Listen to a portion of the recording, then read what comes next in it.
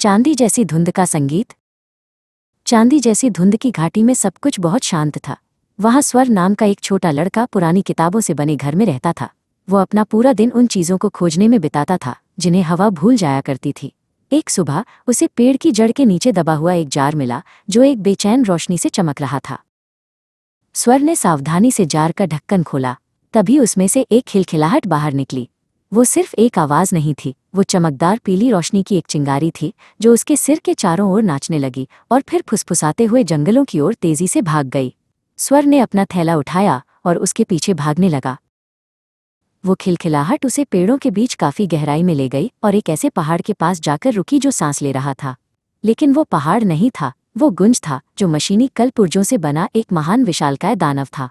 गुंज बिल्कुल शांत बैठा था, उसके विशाल धातु के हाथ पैर घनी झाड़ियों और धूल से ढके हुए थे। गुंज ने अपनी उन आंखों से नीचे देखा जो 100 साल से नहीं हिली थीं। वो दुनिया के संगीत का रखवाला था, लेकिन उसके अंदर के पुर्जों में जंग लग गई थी और वे शांत हो गए थे। उसने एक गहरी और भारी आह भरी जिससे पेड़ों के पत्ते तक झड़ने लगे। स्वर ने समस्या देख ली थी। खामोश मकड़ियों के एक घने जाले ने विशालकाय दानव की मुख्य स्प्रिंग पर ग्रे रंग का रेशम बुन दिया था।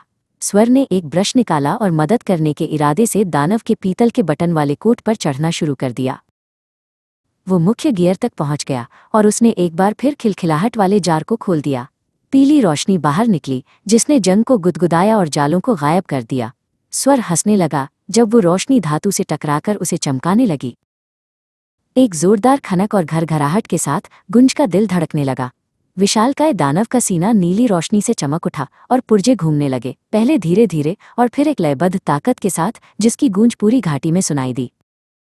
गुंज ने अपना एक विशाल और कोमल हाथ नीचे किया। स्वर दानव की हथेली पर चढ़ गया जहां उसने हजारों जागते हुए गीतों की थिरकन महसूस की। गुंज ने उसे पेड़ों से बहुत ऊपर उठा लिया जहां हवा बिल्कुल साफ थी।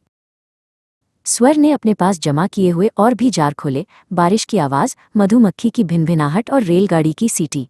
उसने उन्हें हवा में उछाल दिया और वे रंगों की लंबी पट्टियों में बदल गए जिन्होंने आसमान को सजा दिया। अब वो चांदी जैसी धुंध गायब हो चुकी थी। स्वर और गुंज दुनिया के किनारे पर एक साथ बैठे और उन्होंने संगीत से भरे पहले सूर्योदय को देखा। उस दिन के बाद से जब भी दुनिया बहुत शांत लगती, वे जानते थे कि इसे फिर से कैसे सुरीला बनाना है।